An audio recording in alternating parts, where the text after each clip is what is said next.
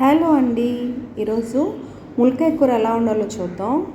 దానికి cooking వెజల్లో oil వేసుకోవాలి.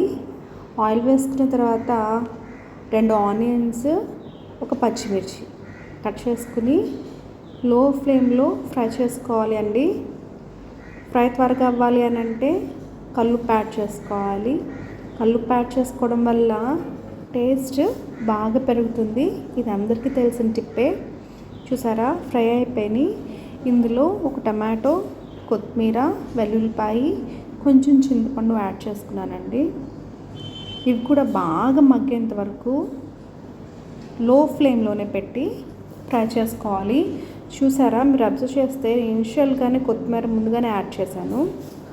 So కొత్తిమీర ముందుగా యాడ్ చేయడం వల్ల టేస్ట్ ఇంకా పెరుగుతుంది అండి. ఓకేనా? సో అలాగా స్లోగా చిన్న మంట మీద ఉంచి మగ్గించుకోవాలి. ఓకే, మగ్గిపోయిన తర్వాత ఇప్పుడు మనం ఒక ములక్కాయని ముక్కలు కోసుకుని కడిగి పెట్టుకున్నాను. అది ఈ ఉల్లిపాయ టొమాటో మిశ్రమంలో కలపాలి. ఓకే, సో ఇది కూడా తక్కువ మంట మీద పెట్టి ఫ్రై చేసుకోవాలి. ఓకే, ఎప్పుడు మనం చిన్న మంట మీద ఉడికించుకోవాలండి. చిన్న మంట మీద మాత్రమే ఏమవుతుందంట, అన్నీ ఉప్పు కారాలు అన్నీ తీసుకుంటాయి. లేకపోతే ఫాస్ట్ కుక్ అయిపోవడం వల్ల పైన కుక్ అవుతుంది కానీ లోపలేం కుక్ అవ్వదు. ఓకే, సో పార్షియల్గా ములక్కాయలు కూడా ఉడికినాయండి. దాని తర్వాత మనకి రుచికి సరిపడా కారం. ఓకే, ఎవరెవరు ఎంత కారం తింటే అంత కారం యాడ్ చేసుకోవాలి.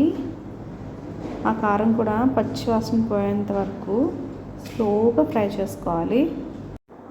చూడండి, చక్కగా ఆ కారం ఆ ముక్కలకి పట్టేంత వరకు స్లోగా తిప్పుకోవాలి. సో ఇప్పుడు మనకు కావాల్సినంత వాటర్ పోసుకోవాలండి గ్రేవీ కోసం.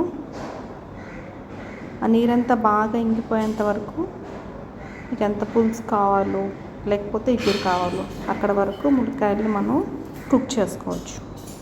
ఓకేనా? చూసారుగా, ఆయిల్ పైకి తేలింది. ములక్కాయ టొమాటో పులుసు రెడీ. నచ్చితే లైక్ చేయండి.